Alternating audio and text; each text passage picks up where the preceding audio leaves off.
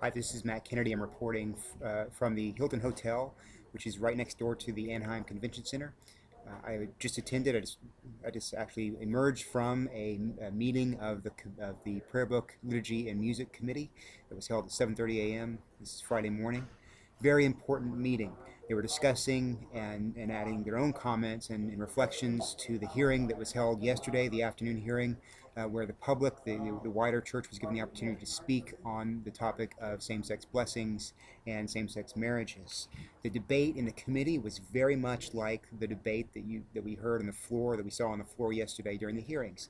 There were some who were content with the idea of same-sex unions, and there were others who wanted to push forward uh, for the full right of marriage being given to same-gender couples.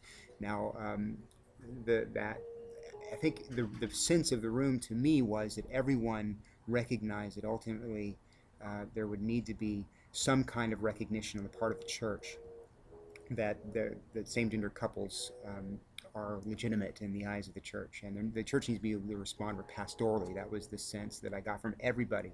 There was no opposition to that in the room. The question was not whether, but how and when are we going to go about this? And on that question, there was a significant amount of tension between those on the committee from the House of Deputies and those in the committee from the House of Bishops. The House of Bishops were very concerned. Some of them mentioned Lambeth in particular.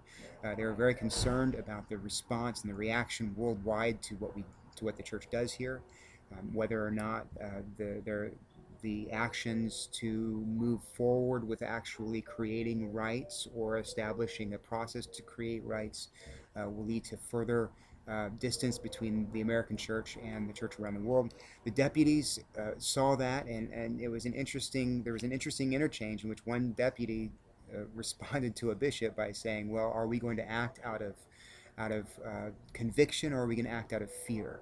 And that seemed to be the tenor of most of the comments of the deputies. Now is the time. We've put this on hold for too long. We've been studying for this for 30 years. All the pieces are in place. We need to move forward now with the full marriage rights for same-gender couples. The There was a question that was raised by a committee member from Mississippi named Chip, and I don't know his last name.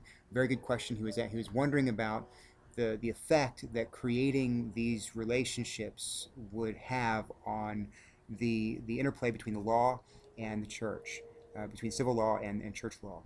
What do you do, for example? He comes from Mississippi. What do you do when someone transfers in from a state that recognizes same-sex marriages uh, and who has had that marriage blessed in the church?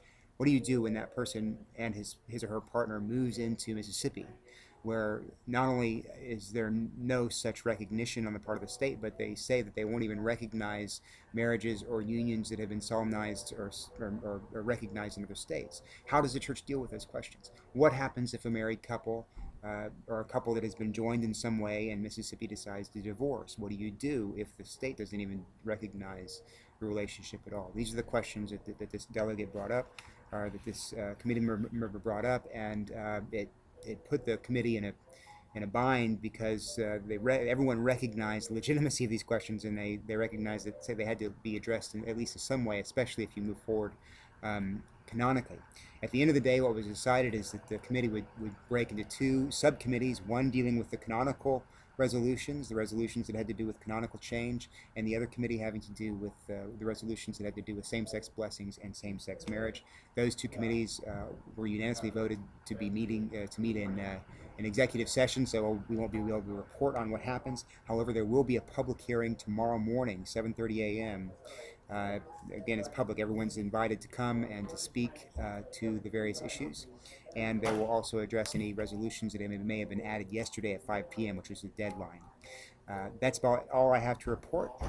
This is Matt Kennedy for Stand Firm. When I have more news, I will let you know first.